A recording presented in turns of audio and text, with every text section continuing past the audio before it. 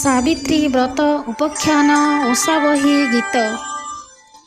ବନ୍ଦଇ ଦେବ ନାରାୟଣ ଅନାଦି ପରମ କାରଣ, ଜଗତ ହିତେ ଦେହ ଧରି ଧରାରେ ଧର୍ମ ରକ୍ଷା କରି, ସକଳ ବ୍ରତର କାରଣ ଶ୍ରୀକୃଷ୍ଣ ସ୍ୱୟଂ ଭଗବାନ।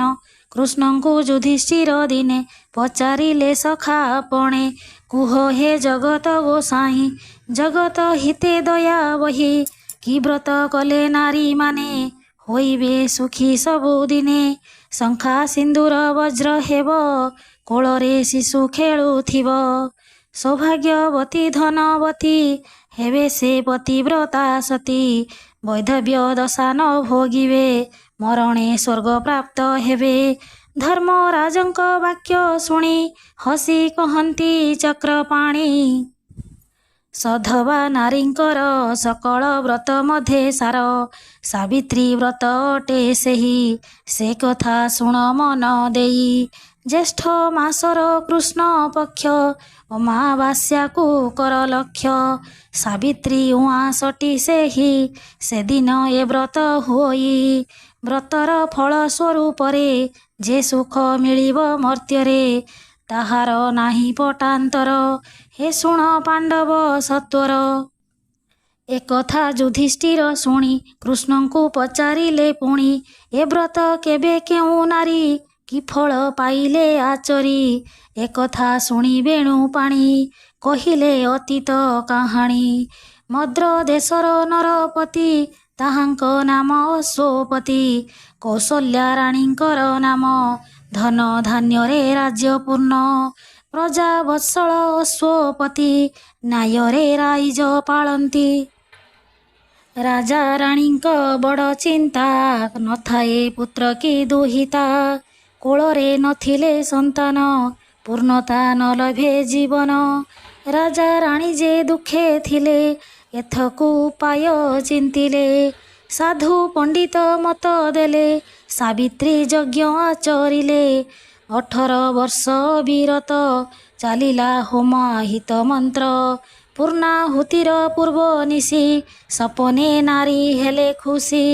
ସୁନ୍ଦରୀ ଝିଅଟିଏ କେହି ମା ମା ବୋଲି ଡାକ ଦେଲେ, ରାଣୀଙ୍କ କୋଳେ ଖେଳୁଥିଲା ସପନ ଶେଷେ ଚାଲିଗଲା। ପ୍ରଭାତେ ରାଜା ପାଶେ ରାଣୀ କହିଲେ ଏସନ କାହାଣୀ, ଉଭୟେ ଚିନ୍ତାମଗ୍ନ ଥାଇ ଚଳିଲେ ପୂର୍ଣ୍ଣାହୁତି ପାଇ। ଅନ୍ତିମ ଆହୁତି କାଳରେ ଦିଶିଲେ ଯଜ୍ଞ ଅନଳରେ, ଅପୂର୍ବ ଜ୍ୟୋତିର୍ମୟୀ ଦେବୀ ତେଜରେ କମ୍ପିଲା ପୃଥିବୀ। କହିଲେ ଶୁଣ ରାଜା ରାଣୀ ମୁଁ ଏହି ଯଜ୍ଞ ସ୍ୱରୂପିଣୀ, ମୋ ନାମ ଅଟେ ଯେ ସାବିତ୍ରୀ ହେବାକୁ ତୁମ ବରଦାତ୍ରୀ। ନିର୍ଦ୍ଦେଶ ଦେଲେ ମୋତେ ସ୍ରଷ୍ଟା ଧନ୍ୟ ତୁମର ଭକ୍ତି ନିଷ୍ଠା, ନିଜେ ମୁଁ ଅତ୍ୟନ୍ତ ପ୍ରସନ୍ନ ସେ ଲାଗି କଲି ବରଦାନ। ଲଭିବ ତୁମେ କନ୍ୟା ରତ୍ନ ପୁତ୍ରକୁ ନ କରିଣ ମନ, ସତ ପୁତ୍ରର ସୁଖ ସିରି ସେ କନ୍ୟା ଏକା ଦେବ ଭରି। ଚକିତେ ପୂର୍ଣ୍ଣାହୁତି ସାରି ଯେ ଯାହା ଗୃହେ ଗଲେ ଚଳି, ସପନ ଦେଖିଲେ ଯେ ରାଣୀ ସେ ଥିଲା ଶପଥ କାହାଣୀ। ଘଟିଲା ଯଜ୍ଞଶାଳେ ଯାହା ଅସତ୍ୟ କେ କହିବ ତାହା, ଯାଇଛି ଅଳ୍ପ ଦିନ ବିତି ରାଣୀ ହୋଇଲେ ଗର୍ଭବତୀ। ରାଜାଙ୍କୁ ଚାହିଁ ଦେଲେ ହସି ପ୍ରୀତିର ଅମୃତ ବରସି, ଆସିଲି ମନେ ଆଶା କରି ମରୁରେ ମାରିଲା ବିଜୁଳି। ଉଚିତ ସମୟ ଅନ୍ତରେ ସେ ଏକ ଅମୃତ ଲଗ୍ନରେ, ସ୍ୱର୍ଗ ସୁନ୍ଦରୀ କନ୍ୟା ରତ୍ନ ରାଣୀଙ୍କ କୋଳେ ନେଲା ଜନ୍ମ। ସାବିତ୍ରୀ ଯଜ୍ଞ ପୁଣ୍ୟ ଫଳେ ସେ କନ୍ୟା ଜନମିଲା କୋଳେ। ପିତା ମାତା ଯେ ପାତ୍ର ମନ୍ତ୍ରୀ ତା ନାମ ରଖିଲେ ସାବିତ୍ରୀ, ଶୁକ୍ଳ ପକ୍ଷରେ ଶଶୀ ପରି ବଢ଼ିଲା ସାବିତ୍ରୀ କୁମାରୀ। ଛୁଇଁଲା ଯେବେ ଯୌବନ ପିତା ମାତା ଯେ ଚିନ୍ତାମଗ୍ନ, ନିଖୋଜି କନ୍ୟା ପାଇଁ ବର ଡକାଇ ଦେଲେ ସ୍ୱୟଂବର। ଆସିଲେ ଯେତେ ଯୁବରାଜ ବାହୁଡ଼ି ଗଲେ ପାଇ ଲାଜ, ସାବିତ୍ରୀଙ୍କର ତେଜ ଜ୍ୟୋତି ମନରେ ତାଙ୍କ ହେଲା ଭୀତି। ନିଜକୁ ଅଯୋଗ୍ୟ ବିଚାରି ଯେ ଯାହା ବାଟେ ଗଲେ ଫେରି, ସ୍ୱୟଂବର ଯେ ଭାଙ୍ଗିଗଲା ଏ ବଡ଼ ପ୍ରମାଦ ହୋଇଲା। ଉପାୟ ନ ପାରିଲେ ଜାଣି ଚିନ୍ତାରେ ଥିଲେ ରାଜା ରାଣୀ। ଦିନେ ମାଣ୍ଡବ୍ୟ ଋଷିବର ପ୍ରବେଶୀ ରାଜାଙ୍କ ନଅର। କୁଶଳ ବାର୍ତ୍ତା ପଚାରିଲେ ସକଳ ବିଷୟ ଶୁଣିଲେ। ଉପାୟ ଏକ ଭାବି ଚିନ୍ତି କହିଲେ ଶୁଣ ଅଶ୍ୱପତି। ନିଜର ସ୍ୱାମୀ ନିଜେ ବାଛି କହିବ ତୁମକୁ ସାବିତ୍ରୀ। ଦିଅ ବିହିତ ଅନୁମତି ସାବିତ୍ରୀ ଖୋଜୁ ନିଜ ପତି। ରାଜା ଯେ ଅନୁମତି ଦେଲେ ବିହିତ ଆୟୋଜନ କଲେ। ସଖୀମାନଙ୍କୁ ସଙ୍ଗେ ଧରି ରଥରେ ଚଳିଲେ ସାବିତ୍ରୀ। ଭ୍ରମୀ ନଗର ଗିରିବନ ଦେଖିଲେ ରମ୍ୟ ତପୋବନ। ସେ ତପୋବନ ଆଶ୍ରମରେ ଋଷି ତପସ୍ୱୀ ଗହଣରେ। ଥିଲେ ଯୁବକ ଜଣେ କେହି ଦେହ ସୁଲଭ ରୂପ ବହି। ତପୋବନେ ସେ ତପୋଧନ ତେଜ ବଳରେ ସମ୍ଭ୍ରାନ୍ତ ଲକ୍ଷଣ। ଦେଖି ସେ ଯୁବକ ମଣିକୁ ପ୍ରୀତି ଛୁଇଁଲା ସାବିତ୍ରୀକୁ। ଦେଲା ସେ ମନ ପ୍ରାଣ ବିକି କହିଲା ଫେରି ଚାଲ ସଖୀ। ସର୍ବଶୁଭରେ ବାହୁଡ଼ିଲେ ପ୍ରାସାଦେ ପ୍ରବେଶ ହୋଇଲେ। ଏକାଳେ କରି ବୀଣା ବାଦ୍ୟ ପ୍ରବେଶ ହୋଇଲେ ନାରଦ। ରାଜାଙ୍କ ପାଦେ ଢାଳି ମତି ନମିଲେ ରାଜା ଅଶ୍ୱପତି। ସାବିତ୍ରୀ କଲେ ପ୍ରଣିପାତ ନାରଦ ଦିଶିଲେ ଚିନ୍ତିତ। କହିଲେ ଶୁଣ ଅଶ୍ୱପତି ଉଚିତ ନୁହେଁ ତୁମ୍ଭ ନୀତି। ଏହି ଯେ ବିଧିର ବିଧାନ ଦେବାକୁ ହେବ କନ୍ୟାଦାନ। ତୁରନ୍ତ ଦାନ ମହାପୁଣ୍ୟ ହୁଅ ହେ ରାଜା ସାବଧାନ। କହିଲେ ରାଜା ଯୋଡ଼ି ହାତ ମୁନିଙ୍କୁ ସକଳ ବୃତ୍ତାନ୍ତ। ସାବିତ୍ରୀ ହୋଇ ଲଜ୍ଜାନତ ଜଣାଇ ଦେଲେ ନିଜ ମତ। ନିମିଷ ମାତ୍ର ହୋଇ ସ୍ଥିର ବିବ୍ରତ ହେଲେ ମୁନିବର। କହିଲେ ପତି ନାହିଁ କରି ନିଜ ଦୁର୍ଭାଗ୍ୟ ଅଛୁ ବରି। ଏବେ ବି ଅଛି ପ୍ରତିକାର ସେ କଥା ମନୁ ଦୂର କର। ନୋହିଲେ ବରଷ ଅନ୍ତରେ ଯିବ ସେ ସ୍ୱାମୀ ଯମପୁରେ। ନିଶ୍ଚୟ ବିଧବା ହୋଇବ ଏ ମୁନି ବାକ୍ୟ ସତ୍ୟ ହେବ। ଶୁଣି ଚଳିଲେ ଅଶ୍ୱପତି ମୁନିଙ୍କୁ କରିଲେ ମିନତି। ଫିଟାଇ କୁହ ହେ ମହର୍ଷି ତୁମେ ତ ତ୍ରିକାଳଦର୍ଶୀ। କିଏ ଯେ ଅଟେ ସେ ଯୁବକ କି ପ୍ରତିକାରେ ଯିବ ଦୁଃଖ। ନାରଦ କହିଲେ ବୁଝାଇ ଶୁଣ ହେ ରାଜା ମନ ଦେଇ। ସାଲୋ ଦେଶର ରାଜା ସେହି ଦ୍ୱିମତ ସେନ ନାମ ବହି। ରାଣୀଙ୍କ ନାମ ମାଳାବିକା ପରମ ନାମ ଭାଗ୍ୟବଙ୍କା। ସେ ରାଜା ଚକ୍ଷୁ ହରାଇଲେ ରାଜ୍ୟରୁ ବିତାଡ଼ିତ ହେଲେ। ପୁତ୍ରର ନାମ ସତ୍ୟବାନ କେବଲେ ପୁଣି ଚିତ୍ରସେନ। ସର୍ବଲକ୍ଷଣେ ସୁପୁରୁଷ ମାତ୍ର ଯେ ତାର ଅଳ୍ପାୟୁଷ। ଆଜିଠୁ 1 ବର୍ଷ ମାତ୍ର ରହିଛି ତାହାର ଆୟୁଷ। ଆୟୁଷ ଯେବେ ଯିବ ପୁରୀ କି ହେବ ପ୍ରତିକାର କରି। ଶୁଣ ହେ ରାଜା ଅଶ୍ୱପତି ତାହାକୁ ବରିଛି ସାବିତ୍ରୀ। ରାଜାଙ୍କ ମଥା ଗଲା ଘୁରି ଝିଅକୁ କହିଲେ ସେ ଧରି। ଜାଣୁ ଜାଣୁ ମୁଁ ତ ସିନ୍ଦୁର ସିଦ୍ଧାନ୍ତ କର ଅନ୍ୟ ବର। ଏଥିକୁ କର ପ୍ରତିକାର ସିଦ୍ଧାନ୍ତ କର ଅନ୍ୟ ବର। ନାରଦ ମୁନିଙ୍କୁ ସାବିତ୍ରୀ କହିଲେ ଶୁଣ ମୋ ନିଷ୍ପତ୍ତି। ମନରେ ଯାହାକୁ ବରିଛି ତାଙ୍କୁ ମୁଁ ସ୍ୱାମୀ ବିଚାରିଛି। ମାତ୍ରକ ଅଛି ଲୋକାଚାର ମୁଁ ହେବି କନ୍ୟା ସିଏ ବର। ଅନ୍ୟ ପୁରୁଷେ ମନ ଦେଲେ ଦୋଚାରୁଣୀ ମୁଁ ହେବି ଭଲେ। ବିଧବା ପଛେ ହେବି ମୁହିଁ ଅସତୀ କେବେ ହେବି ନାହିଁ। ସାବିତ୍ରୀ ବାକ୍ୟ ଶୁଣି ମୁନି ହୋଇଲେ ଆନନ୍ଦିତ ଅତି।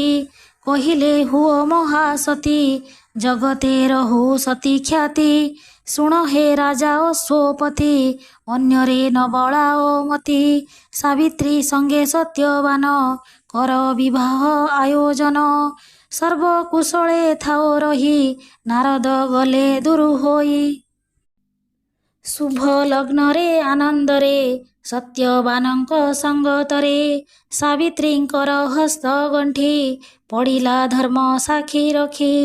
ବିତାଇ ତହିଁ କେତେ ଦିନ ସାବିତ୍ରୀ ସଙ୍ଗେ ସତ୍ୟବାନ।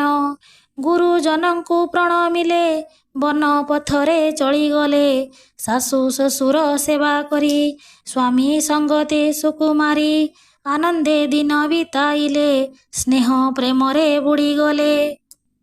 ଏମିତି କିଛି ଦିନ ଗଲା ଶେଷ ସମୟ ଆସି ହେଲା ନାରଦ ଯାହା କହିଥିଲେ ସାବିତ୍ରୀ ମନେ ରଖିଥିଲେ। ରହିଲା ଆଉ 4 ଦିନ ମୃତ୍ୟୁ ଲଭିବେ ସତ୍ୟବାନ ସତୀ ନାରୀର ପ୍ରଭୁ ସାହା ବିପଦେ ବନ୍ଧୁ ଚଉବାହା ସୂର୍ଯ୍ୟ ଚନ୍ଦ୍ରମା ନବଗ୍ରହ ମାଗନ୍ତି ଯାର ଅନୁଗ୍ରହ ସେ ପ୍ରଭୁ ଜୀବର ରକ୍ଷକ ଜନ୍ମ ମରଣ ନିୟନ୍ତ୍ରକ। ଚିତ୍ତେ ସାବିତ୍ରୀ କରି ଧ୍ୟାନ ପୂଜିଲେ ଲକ୍ଷ୍ମୀ ନାରାୟଣ ବଣରୁ ଫଳମୂଳ ଆଣି ସାବିତ୍ରୀ ଛଡ଼ାଇଲେ ପାଣି ଦେଲେ ସେ ବ୍ରାହ୍ମଣ ଭୋଜନ ଦାନ ଦକ୍ଷିଣା ବିଧିମାନ ସପରିବାରେ ଭୁଞ୍ଜାଇଲେ ନିଜେ ସେ ଉପବାସେ କଲେ ତୁଣ୍ଡେ ଉଚ୍ଚାରି ପ୍ରଭୁ ନାମ ଦେଲେ ବିତାଇ 3 ଦିନ ହୋଇଲା ଜ୍ୟେଷ୍ଠ ଅମାବାସ୍ୟା ସାବିତ୍ରୀ ମୁଖେ ନାହିଁ ଭାଷା କୁଠାର ହସ୍ତେ ସତ୍ୟବାନ କହିଲେ ବନେ ଯିବି ଜାଣ ସଂଗ୍ରହ କଲେ କାଠ ଭାର ଚଳିବ ସିନା ଏ ସଂସାର କହିଲେ ସାବିତ୍ରୀ ବୁଝାଇ ଏକାକୀ ଆଜି ଯାଅ ନାହିଁ ଆଦେଶ କର ଏ ଦାସୀରେ ଯିବାକୁ ତୁମ ସଙ୍ଗତରେ ହସି କହିଲେ ସତ୍ୟବାନ ବଡ଼ ଦୁର୍ଗମ ଘୋର ବନ ଉପାସେ ତୁମେ ଅଛ ରହି ଯିବାକୁ ତୁମ ଶକ୍ତି ନାହିଁ କହିଲେ ସାବିତ୍ରୀ ବୁଝାଇ ତୁମେ ଶରୀର ମୁଞ୍ଜେ ଛାଇ ଶରୀରର ମଧ୍ୟରେ ଶକ୍ତି ଥାଏ ଛାଇ ତା ସାଥେ ସାଥେ ଯାଏ। ନୀରବ ହେଲେ ସତ୍ୟବାନ ମୌନେ ସମ୍ମତି ଲକ୍ଷଣ ଶାଶୁ ଶ୍ୱଶୁର ଆଜ୍ଞା ନେଇ ସାବିତ୍ରୀ ଗଲେ ସାଥୀ ହୋଇ ଘୋର ବନରେ ସତ୍ୟବାନ କରିଲେ ବୃକ୍ଷ ଆରୋହଣ କାଠ ହାଣିବା ସରି ନାହିଁ ଆସିଲେ ବୃକ୍ଷରୁ ଓହ୍ଲାଇ କହିଲେ ଶୁଣ ପ୍ରାଣ ସହି ମଥା ମୋ ଦେଉଛି ଘୁରାଇ ଦିଶୁଛି ସବୁ ଅନ୍ଧକାର ଚାଲିବା ଶକ୍ତି ନାହିଁ ମୋର ଶୁଣି ସାବିତ୍ରୀ ହେଲେ ବ୍ୟସ୍ତ ଭୂମିରେ ପାରିଲେ ପଣତ ସ୍ୱାମୀଙ୍କ ମଥା କୋଳେ ରଖି ବସି ନିମିଷେ ଗଲେ ଶଙ୍କି ସହଜେ ଘୋର ବନେ ସେହି ସାହା ଭରସା ନାହିଁ କେହି ହେବ କି ମୁନି ବାକ୍ୟ ସତ୍ୟ ହେବ କି ଶୂନ୍ୟ ଏ ସୀମନ୍ତ ଏକାଳେ ପୁଣି ସତ୍ୟବାନ ନୀରବି ମୁଦିଲେ ନୟନ ଡାକିଲେ ନଦେଲେ ଉତ୍ତର ନାହିଁ ଲକ୍ଷଣ ତାଙ୍କର ସାବିତ୍ରୀ କରିଲେ ରୋଦନ କମ୍ପିଲା ବିଜନ ବନ କାନନ ସ୍ୱାମୀଙ୍କ ଗୁଣ ନ ବାହୁନି ଡାକିଲେ ରଖ ଚକ୍ର ପାଣି ଏକାଳେ ଦେବ ମୂର୍ତ୍ତିଟିଏ ହୋଇଲେ ଉଭା ସେହିଠାରେ ଚକିତେ ସାବିତ୍ରୀ ଚାହିଁଲେ କିଏ ସେ ବୋଲି ପଚାରିଲେ କହିଲେ ଜ୍ୟୋତିର୍ମୟ ମୂର୍ତ୍ତି ମୁଁ ଅଟେ ନିଜେ ଜନ୍ତୁପତି ଯମ ମୁଁ ମୃତ୍ୟୁର ଦେବତା ଅସହ୍ୟ ମୋର ନିଷ୍ଠୁରତା ପଠାଇ ମୋର ଦୂତଗଣ ନିଏ ମୁଁ ତାକୁ ତତକ୍ଷଣ ଯେହେତୁ ତୁମେ ମହାସତୀ କୋଳେ ଧରିଛ ମୃତପତି ତୁମକୁ ଡରି ଦୂତ ମୋର ବାହୁଡ଼ି ଗଲେ ମୋର ପୁର ସତ୍ୟବାନର ପ୍ରାଣ ପାଇଁ ଆସିଛି ଏବେ ନିଜେ ମୁଁ ହିଁ ଆୟୁଷ ତାର ହେଲା ଶେଷ ନେବାରେ ମୋର ନାହିଁ ଦୋଷ ସାବିତ୍ରୀ କରିଲେ ମିନତି ଦୟା କର ହେ ଜନ୍ତୁପତି ସ୍ୱାମୀଙ୍କ ପ୍ରାଣ ଗଲେ ନେଇ ବଞ୍ଚିବି କାହାକୁ ମୁଖ ଚାହିଁ ଯମ କହିଲେ ଶୁଣ ସତୀ ଜନ୍ମ ଥିଲେ ତ ମୃତ୍ୟୁ ଅଛି ସହଜେ ମୃତ୍ୟୁ ଦେବ ମୁହିଁ ଦୟାର ମାନେ ନ ଜାଣଇ ସତ୍ୟବାନର ପ୍ରାଣ ନେଇ ଗଲେ ଯେ ଯମ ଦୂର ହୋଇ ଫେରି ଚାହିଁଲେ ଖଣ୍ଡେ ଦୂରେ ସାବିତ୍ରୀ ଆସନ୍ତି ପଛରେ ଯମ କହିଲେ ହେଲେ ବାଇ ବୃଥାରେ ଆସ କାହିଁ ପାଇଁ ସାବିତ୍ରୀ କହିଲେ ଗୋସାଇଁ ସ୍ୱାମୀଙ୍କ ପଥେ ଯାତ୍ରୀ ମୁହିଁ ସତୀ ନାରୀ ମୁଁ ପତିବ୍ରତା ନାହିଁ ମୋର ଆଉ ଅନ୍ୟ ରାସ୍ତା ତୁମେ ତ ନିଜେ ଧର୍ମରାଜ ଏତିକି କଥା ମନେ ହେଜ ଯମ କହିଲେ ଶୁଣ ସତୀ ସନ୍ତୁଷ୍ଟ ହେଲି ତୁମ ପ୍ରତି ସତ୍ୟବାନର ପ୍ରାଣ ବିନା ଯେ ବର ମାଗ ହେବ ଘେନା ସାବିତ୍ରୀ ମାଗି ନେଲେ ବର ଅନ୍ଧ ଅଟନ୍ତି ମୋ ଶ୍ୱଶୁର। ଲଭନ୍ତୁ ଦୃଷ୍ଟି ଶକ୍ତି ସେହି ମାଗୁଛି ଏହି ବର ମୁହିଁ। ତଥାସ୍ତୁ କହି ଯମ ଧୀରେ ଚଳିଲେ ମଇଁଷି ପିଠିରେ। ଦେଖିଲେ କିଛି ବାଟ ଯାଇ ସାବିତ୍ରୀ ପିଛା ଛାଡ଼ୁ ନାହିଁ। କହିଲେ ଯମ ଦେଲି ବର ପୁଣି କାହିଁକି ପିଛା କର। ସାବିତ୍ରୀ କହିଲେ ଗୋସାଇଁ କି ପୁଣ୍ୟ କରିଥିଲି ମୁହିଁ। ଦେଖିଲି ତୁମକୁ ନୟନେ ଧନ୍ୟ ହୋଇଲି ଏ ଜୀବନେ। ତୁମକୁ ଛାଡ଼ି ଯିବା ପାଇଁ ମନ ତ ମୋର ବଳୁ ନାହିଁ। ସେ ପାଇଁ ଚାଲିଛି ମୁଁ ପଛେ ଦୋଷ ଦେଉଛ କିମ୍ପା ମିଛେ। ଶୁଣି ଆନନ୍ଦ ଯମଦେବ କହିଲେ ଅନବର ମାଗ। ସତ୍ୟବାନର ପ୍ରାଣ ବିନା ଯେ ବର ମାଗ ହେବ ଘେନା। ସାବିତ୍ରୀ କହିଲେ ହେ ଦେବ ଶ୍ୱଶୁରେ ହେଉ ରାଜ୍ୟ ଲାଭ। ତଥାସ୍ତୁ କହି ଯମ ଗଲେ ସାବିତ୍ରୀ ପୁଣି ପିଛା କଲେ। ପଛକୁ ପୁଣି ଚାହିଁ ଯମ କହିଲେ ଏ ବଡ଼ ବିଷମ। ଦେଲି ତୁମକୁ ବେନି ବର କାହିଁକି ପୁଣି ପିଛା କର। ବିନୟେ କହିଲେ ସାବିତ୍ରୀ ତୁମେ ଯେ ନ୍ୟାୟବନ୍ତ ଅତି। ନ୍ୟାୟ ତ ଦେଲ ନାହିଁ ମୋତେ ତୁମ୍ଭଙ୍କୁ ଛାଡ଼ିବି କେମନ୍ତେ। ଶ୍ୱଶୁର ସିନା ସୁଖୀ ହେବେ ପିତା ଯେ ମୋର ବଡ଼ ଦୁଃଖୀ। ଦୁହିତା ଦୁଇ କୂଳେ ହିତା ସେ ପାଇଁ ମୋର ବଡ଼ ଚିନ୍ତା। ତାଙ୍କ ଓରୁଷୁ ଶତପୁତ୍ର ଜନ୍ମ ରଖନ୍ତୁ ବଂଶଗୋତ୍ର। ମାଗୁଛି ଏହି ବର ମୁହିଁ ବିଚାର ନ୍ୟାୟ ଧର୍ମ ଚାହିଁ। ପିତା ଶ୍ୱଶୁର ଦୁହେଁ ଏକା ମାଗୁଛି ତେଣୁ ଏହି ଭିକ୍ଷା। ତଥାସ୍ତୁ କହି ଯମ ଗଲେ ସାବିତ୍ରୀ ନ ଛାଡ଼ନ୍ତି ଭଲେ। ପୁଣି ଚାଲିଲେ ପଛେ ପଛେ ଛାୟା ଯେମିତି କାୟା ସାଥେ। ପଛକୁ ଚାହିଁ ଯମ ରାଜା କହିଲେ ଏବେ ଯା ଫେରି ଯା। ସତୀତ୍ୱ ବଳେ ଏତେ ପଥ ଆସିଲ ତୁମ୍ଭେ ଏହା ସତ୍ୟ। ଏପାରି ଶେଷ ସୀମା ଏହି ତୁମ୍ଭେ ତ ହେଲ ନର ଦେହି। ସେପାରି ସୀମା ଛୁଇଁବାକୁ କେହି ଯେ ନ ଦେବେ ତୁମକୁ। ଏଠାରୁ ହେବି ଅନ୍ତର୍ଧ୍ୟାନ ସେପାରି ଅଟେ ମହାଶୂନ୍ୟ। ପାଇବ ନାହିଁ ଆଉ ମୋତେ ଫେରିଯା ସତୀ ନିଜ ପଥେ। ସାବିତ୍ରୀ କହିଲେ ଠାକୁରେ କି ଲାଭ ଏହି ଜୀବନରେ। ବୁଝେନା କହିଲେ ଠାକୁରେ କାହିଁକି ଅବା ଯିବି ଫେରି। ସୂର୍ଯ୍ୟଙ୍କ ପୁତ୍ର ତୁମେ ନିଜେ ଦିଅ ହେ ଜାଳି ତୁମ ତେଜେ। ନହେଲେ ହୋଇବ ପ୍ରଘଟ ଆଣିଲ ତୁମେ ଏତେ ବାଟ। ଗୋଟିକୁ ଗୋଟି ବର ଦେଇ ମାୟାରେ ଆଣିଲ କଢ଼ାଇ। ଅବଳା ପ୍ରତି ଅବିଚାର ନୁହେଁ ତ ଉଚିତ ବ୍ୟବହାର। ଶୁଣି ବିଚାର କଲେ ଯମ ଏକଥା ହେଲାଣି ବିଷମ। କହିଲେ ଶୁଣ ନାରୀ ବର ଚତୁର୍ଥ ବର ମାଗିପାର। ସତ୍ୟବାନର ପ୍ରାଣ ବିନା ଯାହା ମାଗିବ ହେବ ଘେନା। ଆଉ ମୁଁ କିଛି ନ ଶୁଣିବି ତୁରନ୍ତ ମାଗ ଚାଲିଯିବି।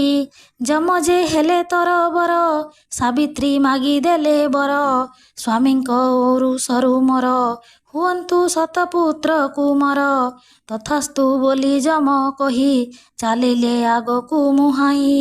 ପଛରେ ଧାଇଁଲେ ସାବିତ୍ରୀ ଚକିତ ହେଲେ ଯମ ଦେଖି।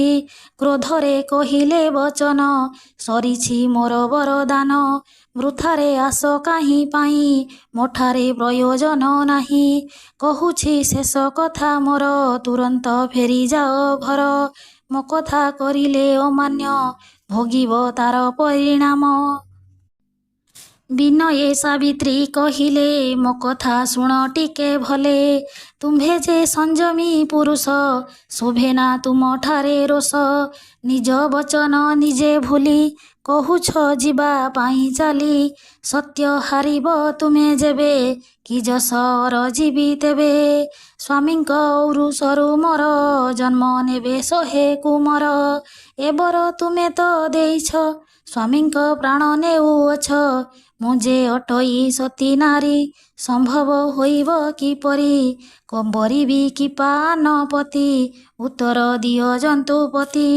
ଯମ ଯେ ହୋଇଲେ ଚକିତ କେମିତି ହାରିବେ ଯେ ସତ୍ୟ। ସେହି ସତ୍ୟର ରକ୍ଷା ପାଇଁ ଯମ ଯେ ନିରୁପାୟ ହୋଇ କହିଲେ ସାବିତ୍ରୀଙ୍କୁ ଚାହିଁ ତୁମ୍ଭର ଜୟ ଅଛି ହୋଇ। ତୁମର ସତୀତ୍ୱ ବଳରେ ଜିତିଲ ଏ ମହିତଳରେ। ବିଷ୍ଣୁ ଯେମିତି ମାୟା ବଳେ ମୋହିତ କରନ୍ତି ସକଳେ ସେମିତି ସତୀତ୍ୱ ମାୟାରେ ମୋହିତ ହେଲି ତୁମଠାରେ। ପରୋକ୍ଷେ ସତ୍ୟବାନ ପ୍ରାଣ ତୁମେ ତ ମାଗି ନେଲ ଜାଣ। ମୁଁ ଯେ ନିଷ୍ଠୁର କାଳ ଯମ ଲଙ୍ଘିଲ ବିଧିର ନିୟମ। ତୁମର ସତୀତ୍ୱକୁ ଧନ୍ୟ ହେଲି ମୁଁ ଅତ୍ୟନ୍ତ ପ୍ରସନ୍ନ। ଖୋଲିଲି ଚର୍ମ ପାଶ ମୋର ଦୀର୍ଘାୟୁ ବୋଲି ଦେଲି ବର। ନିଦ୍ରାରୁ ଯେମିତି ଉଠନ୍ତି ଉଠି ବସିବେ ତୁମ ପତି। ସତ୍ୟବାନଙ୍କ ମୋର ଦେହ ପ୍ରାଣ ଭରିବି ପୁନରାଏ। ସେ ସ୍ଥାନେ ଯାଅ ବେଗେ ଚଳି ସ୍ୱାମୀଙ୍କୁ ନିଅ କୋଳେ ତୋଳି। ସତୀ ପତ୍ନୀର ପରଶରେ ରପିବ ପ୍ରାଣ ଶରୀରରେ। ଏ ତୁମ ଅମର କାହାଣୀ ଯୁଗକୁ ଯୁଗ ଥିବ ପୁଣି। ସତୀତ୍ୱ ପତିବ୍ରତା ଶକ୍ତି ମୃତ୍ୟୁକୁ ଗଲା ଆଜି ଜିତି। ଯମ ଯେ ହେଲେ ଅନ୍ତର୍ଧ୍ୟାନ ସାବିତ୍ରୀ କରିଲେ ପ୍ରଣାମ। ଫେରିଲେ ମୃତ ସ୍ୱାମୀ ପାଶେ କୋଳକୁ ଆଣିଲେ ସନ୍ତୋଷେ।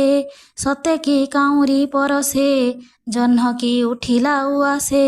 ସତେକି ନିଦରୁ ଉଠିଲେ କହିଲେ ସ୍ୱପ୍ନ ଦେଖୁଥିଲେ। ସେମିତି ଉଠି ସତ୍ୟବାନ ନିରେଖି ସାବିତ୍ରୀ ବଦନ। କହିଲେ ଏତେବେଳେ ମୁହିଁ ଶୋଇ ରହିଲି କାହିଁ ପାଇଁ। ନ ପାଇ ଆମର ବାରତା କି କରୁଥିବେ ପିତା ମାତା। ଆମ୍ଭର ପଥେ ସୁକୁମାରୀ ଆସ ମୋ ବାମ କର ଧରି। ଏବନ ମୋର ପରିଚିତ ପଥେ ଯେ ହେବ ଅନୁମିତ। ସାବିତ୍ରୀ କହିଲେ ହେ ନାଥ ଆଜି ମୋ ପଥ ଆଲୋକିତ। ତୁମେ ମୋ ସୀମନ୍ତରେ ଜହ୍ନ ଚାନ୍ଦିନୀ ତୁମେ ମନ ବନ। ଏବନେ ନାହିଁ ତେଣୁ ଭୟ ମୋ ପାଇଁ ନ ହୁଅ ଅଥୟ। ତୁମ୍ଭକୁ ପାଇଛି ମୁଁ ଫେରି ଆଉ କାହାକୁ ଯିବି ଡରି। ସେବନ ପଥରେ ସମ୍ପତ୍ତି ଚଳିଲେ ଆନନ୍ଦରେ ଅତି। ପ୍ରବେଶ ହୋଇଲେ ଆଶ୍ରମରେ ଆଶ୍ରମେ ହୋଇଲେ ଆନନ୍ଦେ ଯେ ଝରେ। ରାଜ୍ୟ ପ୍ରାପ୍ତିକୁ ଚକ୍ଷୁ ପ୍ରାପ୍ତି ଦିମତ ସେନ ରୋଷ ଅତି। ପୁଅ ବୋହୂଙ୍କୁ ଦେଖି ପାରି ଆନନ୍ଦେ ଲୁହ ଗଲା ଝରି। ଆଶ୍ରମବାସୀ ଗଲେ ଘେରି ବୁଝିଲେ ସମସ୍ତେ ପଚାରି। ସାବିତ୍ରୀ କହିଲେ ବୁଝାଇ ଯମଙ୍କ ବରଦାନ ଏହି। କହିଲେ ସକଳ ବୃତ୍ତାନ୍ତ ସଭିଏଁ ହୋଇଲେ ଚକିତ। ଧନ୍ୟ ସାବିତ୍ରୀ ଧନ୍ୟ ବୋଲି ଆଶ୍ରମ ଉଠିଲା ଉଛୁଳି। ତହୁଁ ରାଜ୍ୟକୁ ଫେରିଗଲେ ଦିମତ ସେନ ରାଜା ହେଲେ। ଯୁବରାଜ ଯେ ସତ୍ୟବାନ କିଣିଲେ ପ୍ରଜାକୁଳ ମନ। ରାଜ୍ୟବାସୀଏ ହେଲେ ଗୁଣୀ ସାବିତ୍ରୀ ଆମର କାହାଣୀ। ଏମିତି କିଛି ଦିନ ଗଲା ଜ୍ୟେଷ୍ଠ ମାସର ଅମାବାସ୍ୟା ହେଲା। ସୁମରି ଲକ୍ଷ୍ମୀ ନାରାୟଣ ସାବିତ୍ରୀ କରିଲେ ବିଧାନ। ପ୍ରଭାତୁ ସ୍ନାନ ସାରିଲେ ଘର ଗଣା ଶୌଚ କଲେ। ନଡ଼ିଆ କଦଳୀ ଖଜୁରୀ ଆମ୍ବ ପଣସ ଡାଲା ଭରି ବିଭିନ୍ନ ପ୍ରକାର ଫଳରେ ଭୋଗ ବାଢ଼ିଲେ ଭକ୍ତି ଭରେ। ଦୁବରେ ବର କୋଳି ପତ୍ର ରଚିଲେ ସାତ କେରି ମାତ୍ର। ହଳଦୀ ରଙ୍ଗେ ନବ ସୂତା ସାତ ଖିଅରେ କଲେ ଗୁନ୍ଥା। ଭିଡ଼ିଲେ ଗଣ୍ଠି ସାତ ଗୋଟି ଲକ୍ଷ୍ମୀ ନାରାୟଣେ ସମର୍ପି। ଦକ୍ଷିଣ ବାହୁରେ ବାନ୍ଧିଲେ ଅଭୟ ବାହୁଟିରେ ତୁଲେ। ଶଙ୍ଖା ସିନ୍ଦୁର ନୂଆ ଶାଢ଼ୀ ବିପ୍ରେ ଗାୟତ୍ରୀ ମନ୍ତ୍ର ପଢ଼ି। ଦେଲେ ଯେ ତାହା ମନ୍ତୁରାଇ ସାବିତ୍ରୀ ଅଙ୍ଗେ ଶୋଭା ପାଇ। ସ୍ୱାମୀ ସହିତେ ଗୁରୁଜନେ ପ୍ରଣାମ କରି ଶୁଦ୍ଧ ମନେ। ସଭିଙ୍କୁ ପ୍ରସାଦ ବାଣ୍ଟିଲେ ସୁଚିତେ ଫଳ ଆହାରିଲେ। ଏ ବ୍ରତ ଆଚରେ ଯେ ସତୀ ହୋଇଲେ ଶତପୁତ୍ରବତୀ। ଲଭିଲେ ଅଷ୍ଟ ଐଶ୍ୱର୍ଯ୍ୟ ଜୀବନେ କଲେ ଉପଭୋଗ। ବାହୁଡ଼ି ଶଙ୍ଖା ସିନ୍ଦୁରରେ ବାସ ଲଭିବେ ସ୍ୱର୍ଗପୁରେ। ସଧବା ନାରୀ କେହି ତେବେ ଏ ବ୍ରତ ଆରମ୍ଭିଲେ ଯେବେ। ସାବିତ୍ରୀ ପରି ଭାଗ୍ୟବତୀ ହୋଇ ସେ ଲଭିଲେ ସୁଖ୍ୟାତି। କୃଷ୍ଣଙ୍କୁ ମୁଖୁ ଏହା ଶୁଣି ଯୁଧିଷ୍ଠିର ଯେ ଯୋଡ଼ି ପାଣି। ଭକ୍ତିରେ କଲେ ପ୍ରଣିପାତ ସଂସାରେ ଖ୍ୟାତ ହେଲା ଏହି ବ୍ରତ। ସାବିତ୍ରୀ କଥା ବ୍ରତ ଏହି ସର୍ବେ ଶୁଣିବେ ମନ ଦେଇ। ସୁମରି ଲକ୍ଷ୍ମୀ ନାରାୟଣ ହୁଳହୁଳି ଯେ ଦେବେ ଜାଣ। ସାବିତ୍ରୀ ବ୍ରତ କଥା ଶେଷ ପଠନେ ଶ୍ରବଣେ ସନ୍ତୋଷ। ଚିତ୍ତ ନିବେଶୀ ବିଷ୍ଣୁ ପାଦେ ବୁଧିଆ କହେ ଗୀତ ଛନ୍ଦେ। ସାବିତ୍ରୀ ବ୍ରତ ଉପାଖ୍ୟାନ ଓଷା ବହି ଗୀତ।